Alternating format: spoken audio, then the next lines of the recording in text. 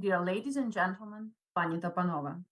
And here we are with episode number 32 of our series of conversations and interviews with intellectuals in Ukraine and abroad. For those out there who are keen to learn more, think deeper, and hear from the original sources. І ми знову з вами із 32-м випуском нашої серії розмов та інтерв'ю з інтелектуалами в Україні та за кордоном. Для тих, хто хоче дізнатися більше, думати глибше та чути з перших джерел.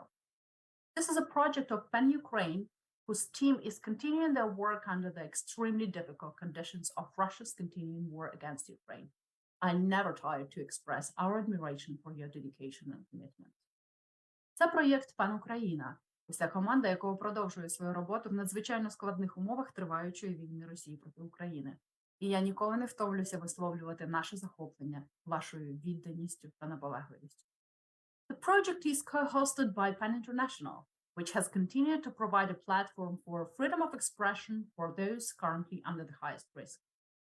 The project is implemented with the support of the US Embassy in Ukraine and our traditional partners, PEN America, the Ukrainian Institute London, Ukraine World, Local History, Harvard Ukrainian Research Institute, the Harman Institute at Columbia University. We will broadcast today's event to all partners' Facebook pages. Співорганізатором проєкту є Міжнародний ПЕН, який продовжує надавати платформу для свободи вираження поглядів тим, хто перебуває у групі найвищого ризику. Нагадаю, що проєкт втілюється за підтримки Посольства США в Україні, і нашими традиційними партнерами є ПЕН Америка, Український інститут Лондона, Країна Світ, Локальна історія, Український науково-дослідний інститут Гарвардського університету та Інститут Гаррімана при Колумбійському університеті. Ми транслюємо сьогоднішню подію на всі партнерські сторінки у Facebook. Захід відбуватиметься уперше у нашій історії українською мовою у перекладі на англійську. The event will be run in Ukrainian for the first time in our history, but with a simultaneous translation into English. So stay with us and prepare your questions. My name is Olha Mukha, and I'm delighted to introduce our today's guests. Olena Huseinova, who is Ukrainian poet, writer, and radio host for the Ukrainian radio station Culture. Her poetry has been published in the Ukrainian literature journal Suchasnist, one of our favorite, Modernity, and has received wide acclaim, including a second-place prize in the reputable Ukrainian literature competitions. Her work has been translated into English, Polish, Czech, Lithuanian, and other languages. She also has written 2 awarded books in poetry, entitled Open Rider and Superheroes. Her Years of Illustration of Superheroes also awarded is the Best Illustrated Book of the Year prize back in 2016. And her autobiographical free verse poetry includes themes of memory and the contradiction of dreams and reality. And it really resonates with what we all feeling right now, as well as seek to illustrate female defiance with a patriarchal word. It got very different angle nowadays. And when participating in this year's Stanza International Poetry Festival in Scotland in March, you, Olena, made the experience of the war of Ukraine apparent by saying that Ukrainian war didn't start on 24th February this year. It didn't start even in 2014. We have had at least 100 years of this war. And since February 26th, the main thing Olena doing is United News Marathon radio version. And she will hold the dialogues with Pawel Pieniazek, who is a Polish journalist and war correspondent who has reported from various conflict zones over the past decade, including Ukraine, Syria, Iraq, and Afghanistan. He is a contributor to several media outlets, including the Polish weekly Tygodnik Powszechny and Gazeta Wyborcza.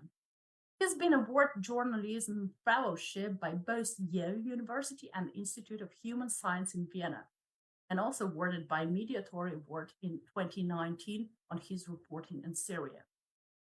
He's also the author, authorized the book Greeting from Novorossiya and the War That Changed Us, with focuses on the conflict in the Donbass region, on which Pawel was actively reporting since Maidan protests started in November 2013. So those 2 are definitely not those who are fresh in the area. And his most recent book, After Caliphate, A New War in Syria explores the conflict in Syria and the aftermath of the war within the region and its effects on everyday life. Pawel is just back from Ukraine, so we have two witnesses who has been into the topic for a longer time indeed. We finished our last dialogues on Tuesday talking about the meaning of media and social media in particular in this war.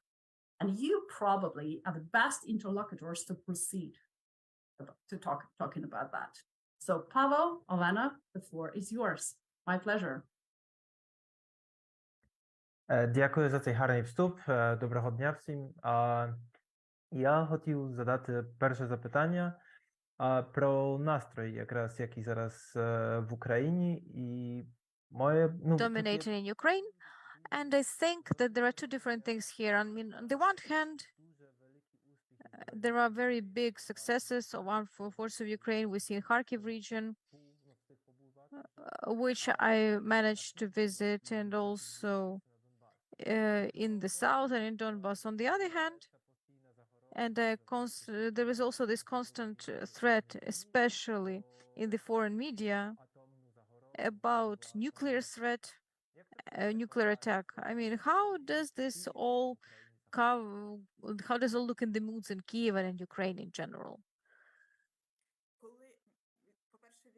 Well, first of all, greetings everyone, and it is great to be in this conversation. I hope that we will manage to say some important things about what is happening to us. And when we talk, so actually it seems to me that any Ukrainian today, regardless of the field that he or she is working in, there is what he thinks and what he feels. And when we talk about the moods, that's something that I'm trying to think or something that I'm trying not to feel. Because I believe that everybody remembers that day. I think it was Thursday, right? Last Thursday, when the Kremlin announced that they take new regions into Russian Federation. I mean, all this farce that ended with a concert and at 3. We were waiting for Putin's speech until 3 a.m. and we already have that reflex. We know that after Putin's speech, no matter what can happen, including bombing. And I came back from my night shift. We work like that. We have 2 daytime shifts, live 6 hours each, and 1 nighttime shift that covers 12 hours. So I came back from this night shift and I have to sleep all the time because then I have to keep working. I just couldn't fall asleep because I was thinking that I would fall asleep and I would just miss the moment of nuclear war. Third World War would finally start. And that was very irrational. And that was also very panicky. I don't know whether that's mood, whether it's just emotion that you have to work with and that has to be held under control. But I think that many people in Ukraine have that feeling that they can miss the moment, like it almost happened on the 24th of February. And I believe that in Ukraine now there is much less irony and much more willingness to control the situation.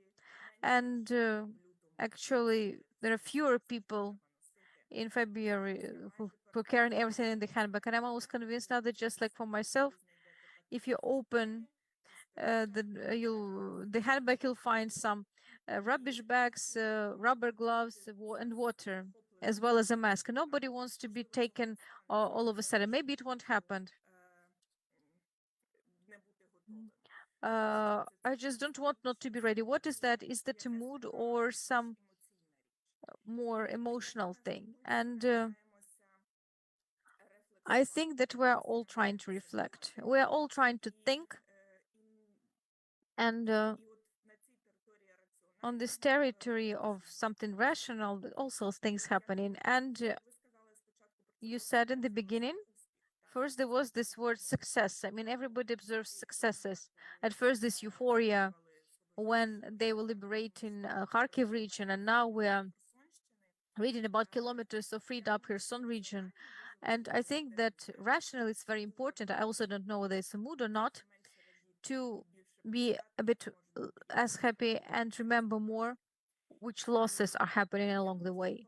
And I think that we're balancing between these two things, and this says the most about the moods. We are trying to be ready, we're trying to understand our panic, and we are also trying to control our joy. I think that if these are moods, then these are the moods that we have. I mean, if I correctly understand the word moods, then probably it looks like that. But I also know, Pavlo, that recently you came back from Ukraine and that you were there where I never was. Like you were where the Russian troops used to be, and you were somewhere where Ukrainian armed forces came and liberated the territories. And I think that this is one more experience. It can also be called moods. Quite probably there are also moods like that among people who were distanced from those. And I don't know whether it matches what you have just heard from me. Yeah, actually, I only wanted to answer that, but the moods, the mood that I have, I cannot really answer in one word or one thought. But my colleague, we often work together, he often said that what your brain says and what your heart says, that's two different things that seem to you, and I can say that was a part of this mood. I mean, it mustn't be just one thing. Well, of course, one thing is some hope, and another is that what you think. About myself, I can say that often in uh, in short and mid-term, I'm pessimist. In long term, I'm optimist. But that's why I'm very skeptical looking into events. I mean, you're talking about joy, and I'm immediately thinking about 2014. And I remember how it seemed to everyone that the war is going to be over very soon in summer 2014.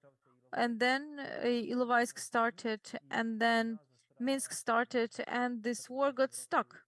And in 7 years, because in 2015 it was still very active, it reactivated. So as they talk about joy and optimism, I'm pretty reserved in this sense. So I understand you very, very well. What kind of moods were there in Kharkiv region? Again, I'll come back to 2014 because for me personally, I would say that that was a very weird feeling because I started my work generally in zones of armed conflicts. I never thought that I would be doing that in Slovyansk, which is close to the front, to Izium. And Izium was the place from which Ukrainian villages started the counterattack. They started the blockade of Slovyansk. And for me, it was this comeback of this story, the whole story about Izium. And the Russians entered, that was one thing, and Slovyansk was under control of Ukrainian forces. And then the situation was brought back back to 2014. When Ukrainian armed forces came back, I was looking at Izium in a totally different way. And for me, there were these permanent associations with 2014. They are very, very strong. And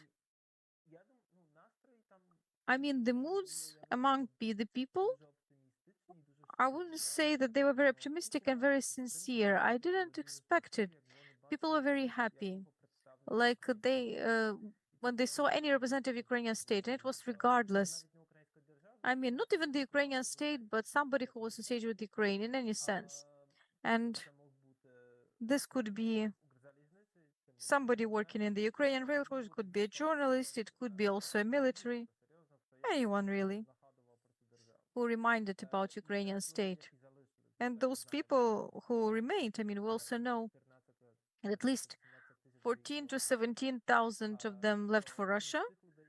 Out of those people who remained, I saw a lot of joy, and I saw hope. I would also say that's what characterized some emotion or the moods there. That was hope. People had hope that life is coming back, that war has ended. Then I think nobody was talking about potential nuclear attacks. This topic just went to some other way. So in Balaklian Izyum, it was joy. In Kupiansk, it was different, which at that moment was still under pretty close shelling. And over there, on the contrary, there was a lot of fear. I mean, the closeness of this war made people think all the time that all this can come back. And any result can happen in each moment. That is why there are lots of different moods there. Depends on whether you're on the front line or whether you're at the rear. But again, there were a lot of hopes there, but also a lot of trauma because people lived through terrible things. I mean, most of them lived through those things very hard. I mean, they found themselves in the basements, they were tortured, or somebody died. So, I mean, there are also stories like that. That is why all that is pretty ambiguous. But I wouldn't say that, again, hope was the strongest there for some comeback. And I'm saying that I was really surprised because I didn't expect that it's going to be so noticeable, that this is going to be so strong. Because naturally, the moods can be different. And as they say, I thought that people, after what they lived through, are going to look at everything in a more reserved way. But all that was very sincere. So those moods are very special, I would say. I haven't seen anything like that yet. Okay, who wants to say? Yeah, you can actually continue this whole topic. And if not, then I just have a question on a different topic. I watched your story about books in August, 3 books that help you stand the war. And coming back to my pessimism there, I read After War 2 times, yes, by Tony Judd. I never thought about that in the context that it could be a book that should be read in this situation. And I'm happy that I always chose very sad things to that.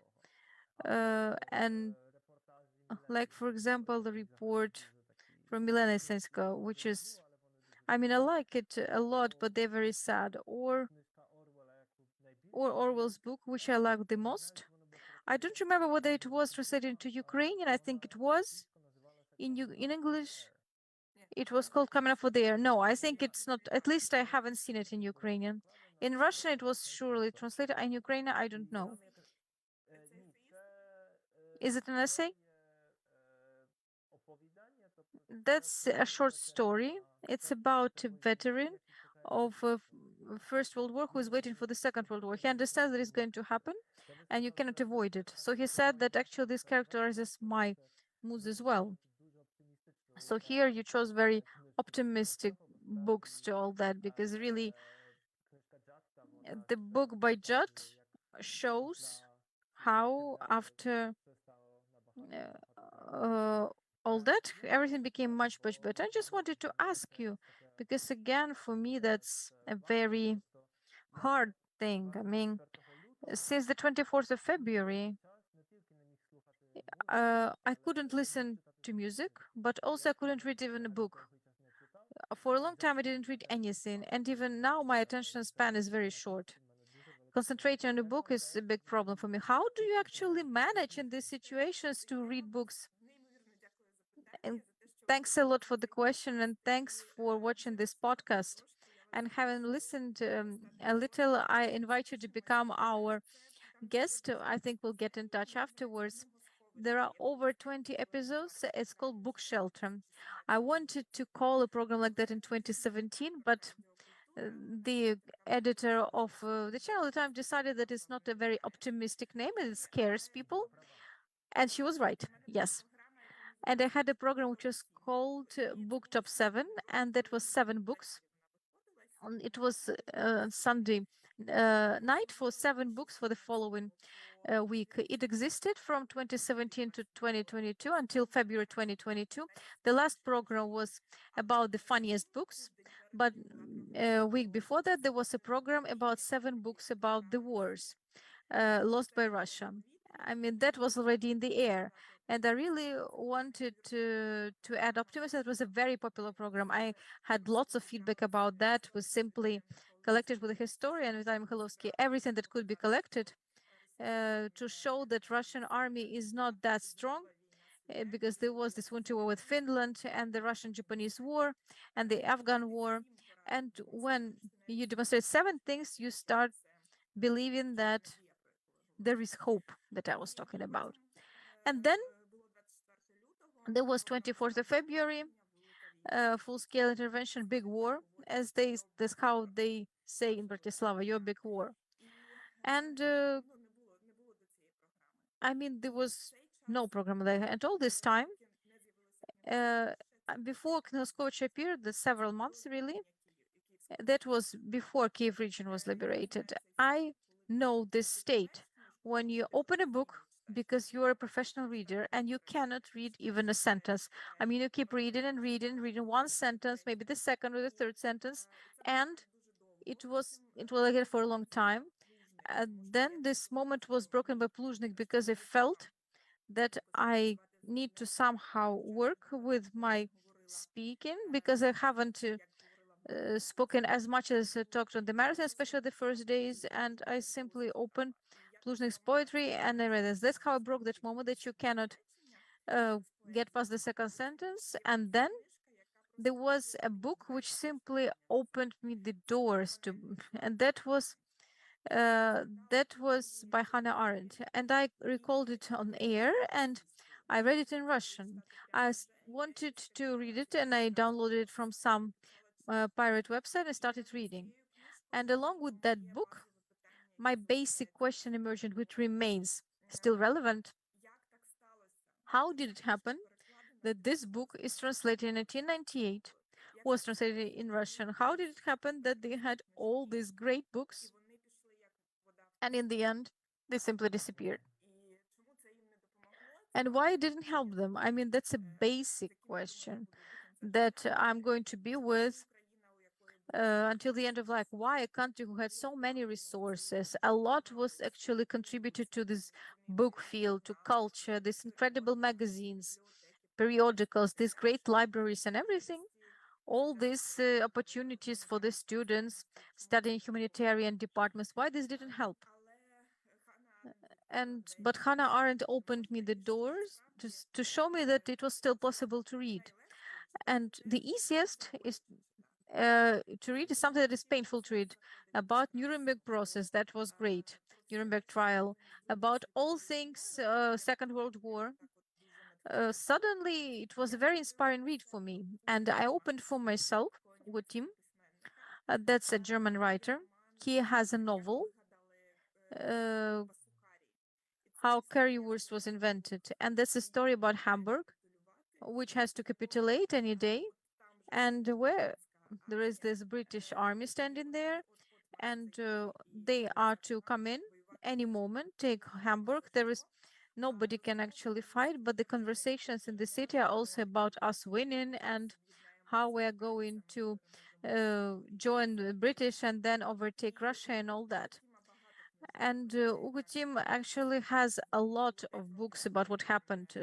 He was 5 years old when Germany capitulated and his brother was killed in Ukraine. He was in Swinehead SS division. His father was in Luftwaffe, and he writes a lot about how it happened to Germany, and also that the elder generation, the generation of his brother and his father, in all those parties discussed not how we could have allowed that, but they discussed how could we have lost. And they were drawing strategy like if we went left or didn't go to Russia, then we could have won. And that real redemption never happened in this generation. And it's very interesting to listen to that. And that's actually a healing read, not like after war. I bought this book for a bit more than a month before the war, and it really was saving me. I mean, it actually says how you said everything is gonna be fine. You just one more. There is one more page, and then you'll see that everything is gonna be fine. With Uwe Team, there is less of that feeling that everything is gonna be fine, but still, there is the feeling that. I mean, the most important among those feelings from this read is that why I'm in this book, I understand what kind of task I'm going to have after the war, what I will have to work with after the war. And this moment, I mean, it seems to me that's very important. It's very important to communicate it. Actually, there is this living moment. I don't write, I speak. And I have this pauses when I speak as myself live and when I address those who are listening to me. And it's very, very important to remind that this is not a fairy tale by Charles Perrault, that this is not Cinderella, when they got married and lived happily ever after, and they won, and then they entered the beautiful world. We are going to enter a very scary world, and we're not going to be fine as well. And it's very important to remember that you also have to write out the tasks for that, because without that, it won't be possible. I mean, it's great that you paid attention to this work, and I'm looking forward you as a person who is going to talk to me about the books. I already heard some incredible titles and also opportunities. I'll be happy to. I agree with you. When you say about this thought about the future that is there, and for me, it's a great change compared to 2014, because I remember at least then nobody was even thinking what's going to happen. I had this impression when I was in Ukraine. I remember that I only paid attention to that when in 2016 I came to Iraqi Kurdistan, and I was in some institute there. And even though there were still fights with Islam State, there were already some papers written out what's going to happen after the caliphate, and how they're going to work out the autonomy. And that's how I paid attention, that there was nothing like that in Ukraine, or very little of that. It wasn't mainstream. And now this conversation actually, I believe that that's already not too bad, because that enables to at least somehow control to see what's gonna happen and just remain alone. Actually, I have a version why it is like that, because in 2014, to a great extent, the archetype of fight and those who are fighting themselves in Ukraine, it's more about those rebel songs that we're fighting there, but for now we're all gonna die. No comment. I mean, this is not discussed, but afterwards, some other people are gonna come and they will manage to do that. And this experience of obtaining victory, I mean, it's lacking in those very simple things. The songs that are there, that are sung, or literature, which is there in the school program. A part of these texts about this first or second liberation contest, they're not about victory, but this is actually a step towards something. And there are some plans for the future, that means. But I would like to come back to 2014 and this aspect of being a witness of the war, but not just being a witness, but to actually tell about that afterwards. You said that this is not like on the first grade that I want to become a journalist or reporter who tells people about things happening where the war is. And that this actually appeared. That's associated. Is that associated 2014? Yes, of course. I wouldn't say that it was a decision. It just happened.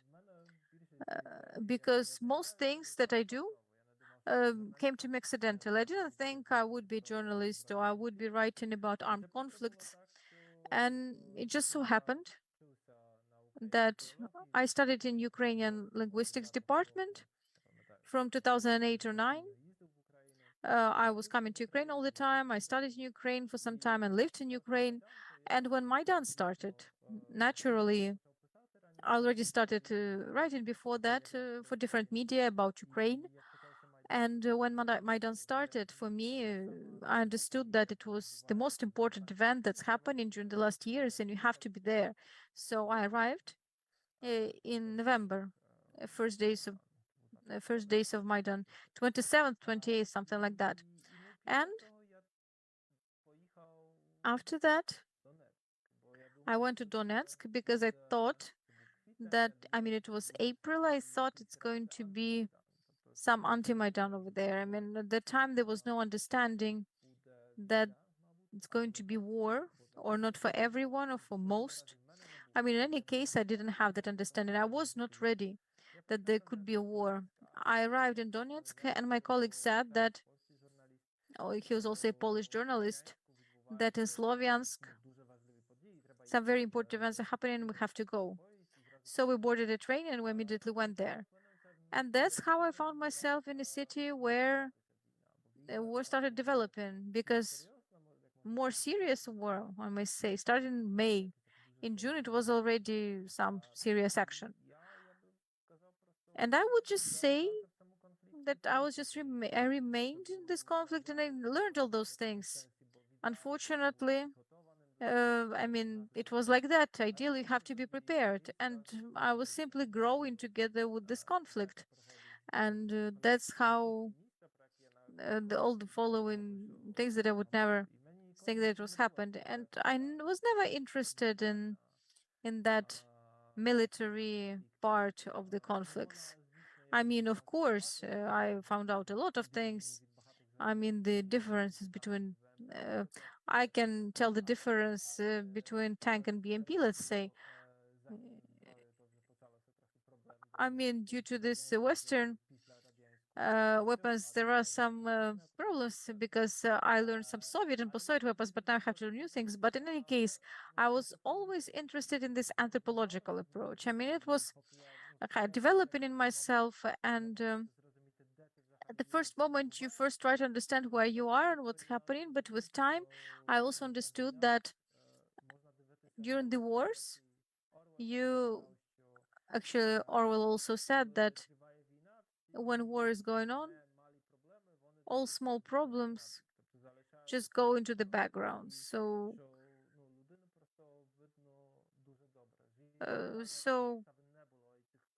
I mean, but for these circumstances, I wouldn't do that. And unfortunately, it's like that, and I work in those. And I'm very interested on what I'm doing in Europe is that attempt to understand what happens in human destiny in the war. I mean, somebody tries to remain and actually answer the question what that means when war comes to your house. Because a civilian is a category which is different from all others at the war, apart from maybe territorial defense. That they, I mean, they don't come by themselves. I mean, the militaries abroad, journalists are a different category. They come somewhere voluntarily. So many people arrive, and these are those people to whom work comes, they are waiting. And this influences their life the most.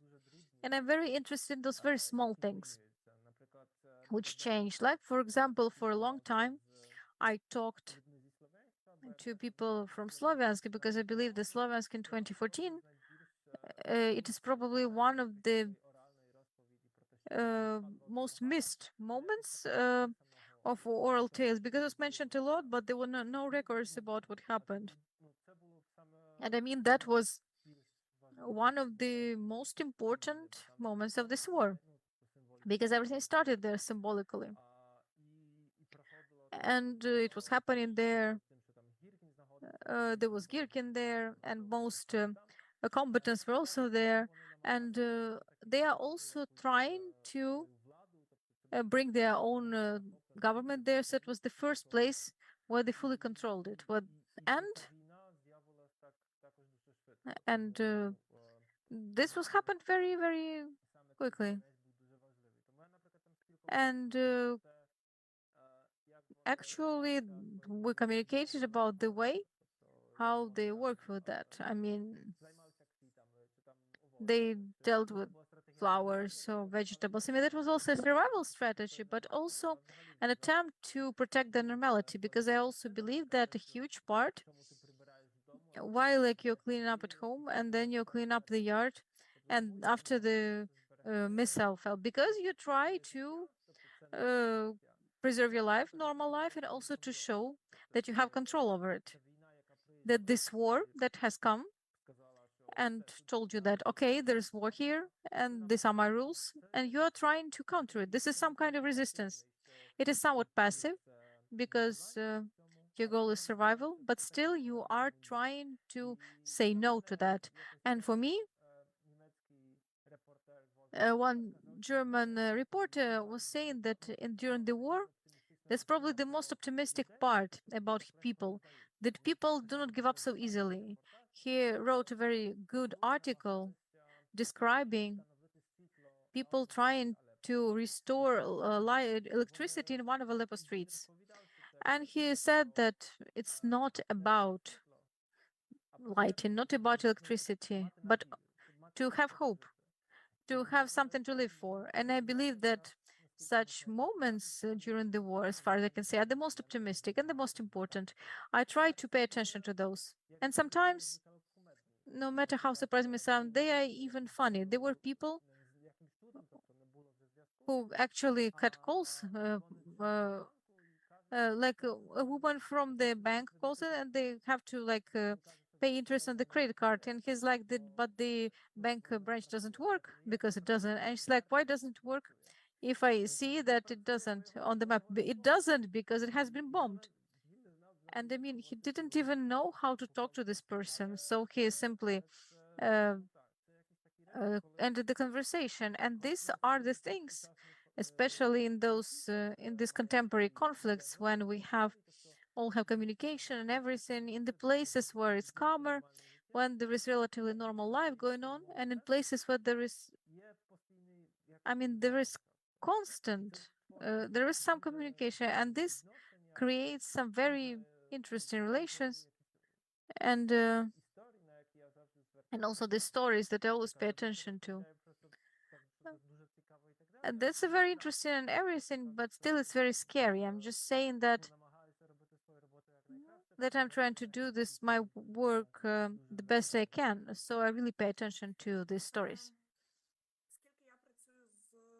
Well, as I work with my voice, I haven't gone beyond the studio. I didn't work in the field, let's say. But I know that radio is the only medium which can reach occupied territories. I know that because we regularly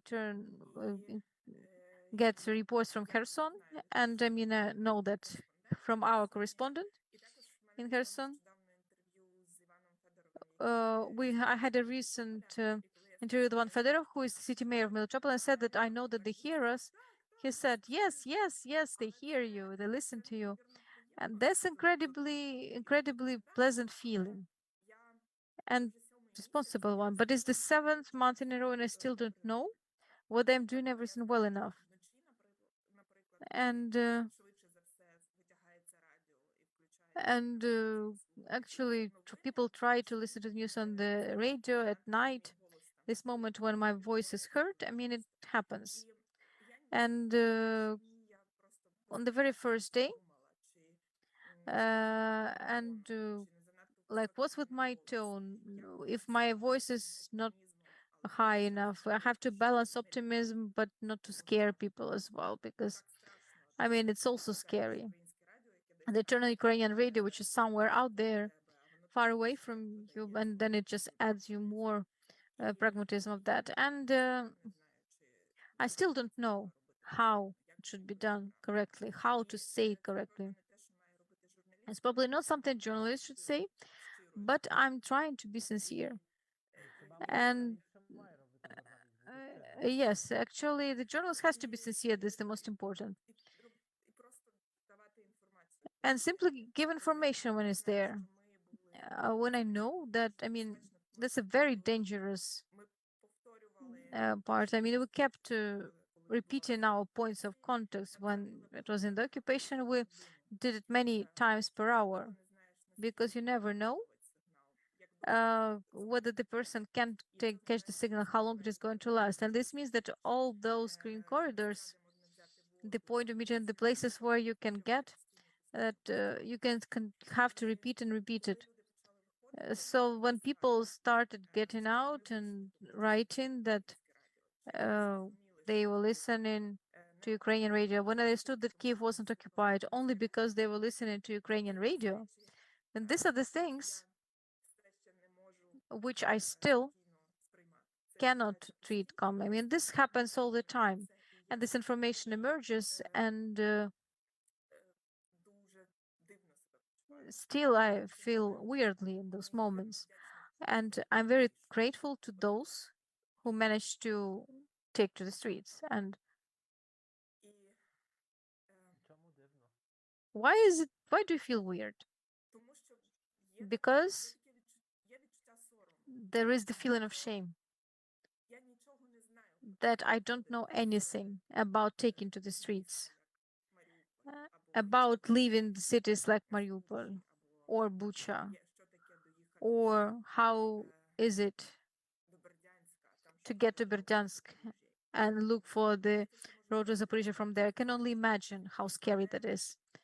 But I'm the person who said, you have to go there, you have to wait for this and that bus and the like. And I was saying that without any doubt, but at the same time, I kept thinking that anything can happen. And I get this information. Like, thank you for the Ukrainian radio. We managed to get out of the city. Thank you for working. I have that shame that I didn't know how it's going to happen. And there is great thanks that these people managed to get out and their safety. Well, no matter how banal it may sound, many people don't know what to do. I mean, this is not some experience which many people have. It's good when people don't have that experience. It's better to say. And the fact that people will have that experience, that's already something weird. Like when we think the way we want to see the world, it's about the people who don't have such experience and don't need that. But it is hard. I mean, you cannot expect anything from yourself that you're going to know how to do all that, because you probably have to be happy that the world is not like that, and you know all it just in theory. But again, coming back a little to these connections, it was also very interesting how much telephone or internet changed it all, because very often in the places where communications are cut off, very often people read the news.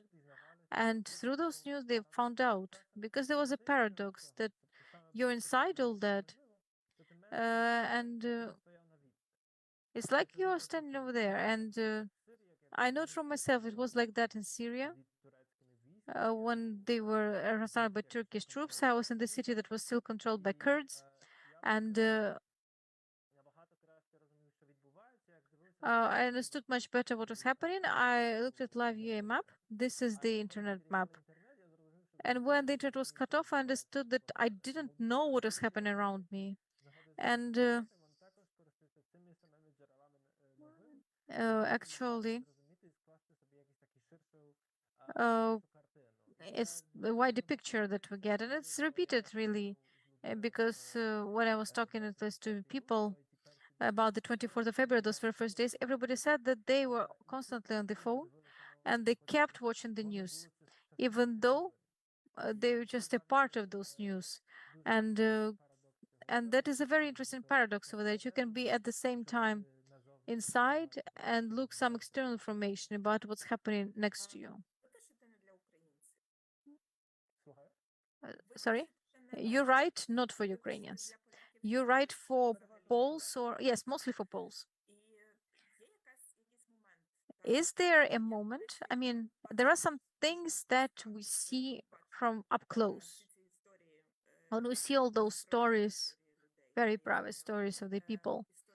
Like I know a story of my friend who was in occupied Bucha and to cook food, burnt one of the books that she translated on motivation, and there was enough for lunch. I mean, the stories like that, we see them from up close. That's somebody who tells them to us. But then you have to remake that into a story which has to achieve something for the reader. And when you transform them, what do you want them to achieve? How do you want the public to react to them in Poland? Well, the general things what they're trying to do in Poland very often, I mean, it's not just in Poland, but as I'm from there and grew up there and spent many years, I'm very irritated that people have ready-made answer to anything. And what would you have done here or here? In Poland, for example, in Poland, there is this cult, I wouldn't say cult of the war, but about historical events. And everybody said, I would go and fight in the war if, but, or I would stay, or I would leave, or as many people found out a lot, that's very theoretical questions until you face them. And I would say that most of my work, at least I'm trying to show that the choice in front of you is not always obvious. You cannot envisage it. That is actually, there are events that go one after another, and I mean, you just choose one of the cases, and all the follow ons just won't go the right way. And it's very interesting for me to tell about that, to show that this is all pretty ambiguous, that this is not black and white the way that they wanted to see it. And that is why, because of that, I may be somewhat critical, but I'm trying to find that place where you can break the wall, where you can tell something differently, because I believe that, and something that I like the most in the books, that I can understand why somebody does something, to understand the character and to see that character, to see why he or she does this and not that. I love books where the choice of that person is not really obvious. And I really try to do that in my articles. And here I also would like to recommend you a book, even though I don't remember the author, but it's English. It's called Soldaten. It wasn't published in Ukrainian. Walter wrote it, and the second author, I don't remember. I can check. This is a unique book because they found documents of captured military of the Third Reich who found themselves in the UK. They were constantly recording. They recorded, I mean, they were in the prison, but they either didn't know about that or forgot about that at some moment. And they told very sincere stories about what they saw, what they were doing, what they participated in, what they believed in. And that was a very important book for me, to think about the way how we look at different crimes. This is a very important book which helps to understand the psychology of a military in such conditions. And I mean, it's not justification, it's just the understanding what's happening behind all that. But about this choice that I was talking about, there is also that research that was conducted by some American researchers. that students were told that they have to hurry for the exam, and on the way, they put a person who, in theory, had a heart attack. And these people who were in a great hurry, 80 or 90% didn't stop to help that person because they were told that they have to hurry for the exam. And very often that tells about our choices. Often we're not bad. It's not that we do something bad. It's just sometimes it just happens that we didn't do what we should have done. So I mean, I see our moderator see that we still have some time for the questions. Yes, that's always the worst moment when you have to come back to the stream. Thank you very much for this conversation. Do you still have some comment, Olena? I believe you wanted to address what Pavel said. Just, я думаю, що це останнє. I think that this is probably the last question. Я завжди дуже поважаю і захоплююся I really respect and I really admire that moment when journalists формату, в якому вони move from a format that they work in, з ефіру або з репортажів. from lives or reports to books, because I know since childhood that only books remain. All the other things, that's like air. And you're doing that.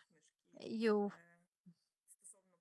had books about all the experience, also including that, and that series transformed into the books. Are you now ready to think about books? Not just ready, but I'm very much in the process. I'm actually moving closer to the end. I mean, there's one short book about these events. If everything is fine, it's going to be issued on the anniversary. But actually, there are lots of different book projects now. I believe that books are very important, and I love books myself, so I'm always trying to work and also in book format. In the end, I just want to say this thing that I have just thought about. Before Bratislava, I had some meetings in Košice, and over there I met an Icelandic poet who, from April until June, worked as a journalist in Ukraine and traveled in Kharkiv. He didn't go to the front, but still was in our challenging cities. And he, by the time he had already planned a February trip to Ukraine, now when you're saying that you would like to publish a book, the first anniversary of the war, I've become aware that the war doesn't just think about the year that's going to approach, and in the end, we also have to become aware of that here in Ukraine, that we are getting closer to 1 year anniversary, and we'll have to discuss that moment for a long time. Yes, unfortunately, we'll have to explain a lot, to describe a lot. That's true. And also the 9-year anniversary as well of this war, because I believe that there's also going to be a moment when, I mean, the scales of the events of 2022 are going to even blind down the events of 2014, but we have to remember about those because that's how it all started. Without 2014, all this conflict just disappears. So, yeah. Yes, that's extremely important, and I'm happy that in programs associated with culture, for all these years, we worked to demonstrate that nothing stopped, and something that seems non-existent, it is still there, and it remains a hot topic. And all these years, we had losses, and we had some big risks, which we can now see in real life here and now. Yes, unfortunately, that is so. Even though it is also very hard to hold it all down, because the difference in experiences is pretty telling, because 2014 didn't have influence on so much of the population as now.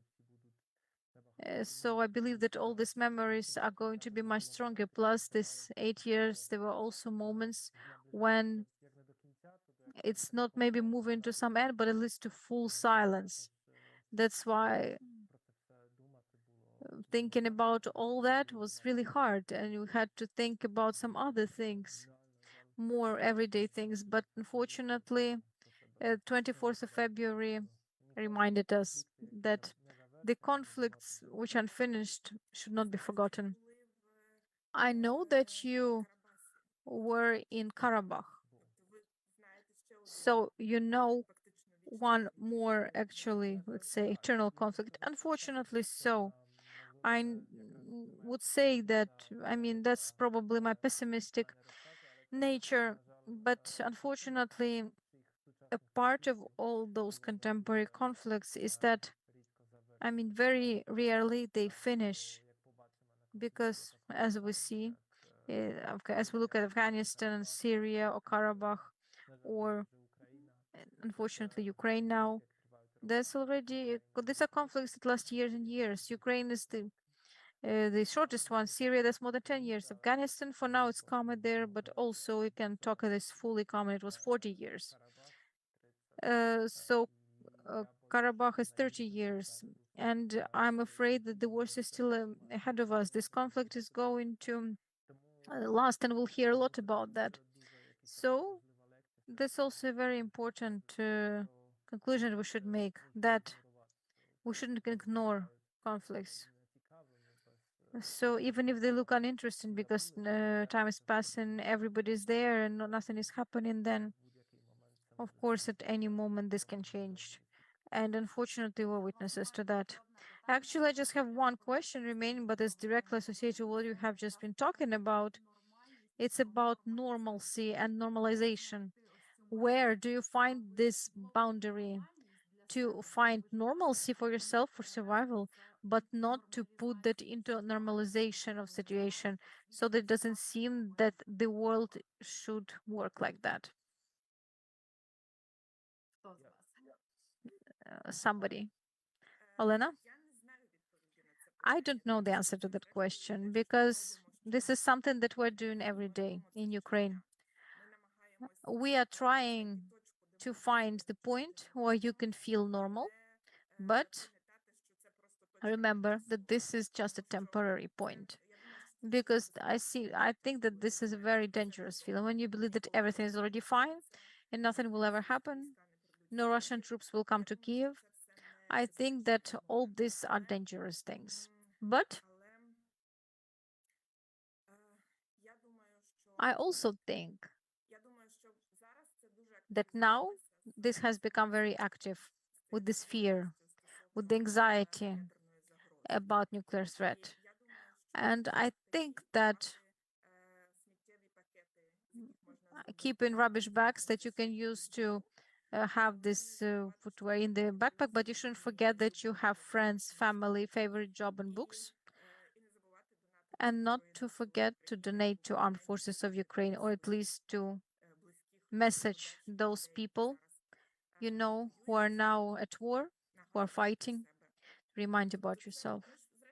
I mean, in the end, I mean, high tech will prepare us for that, that we actually can be in that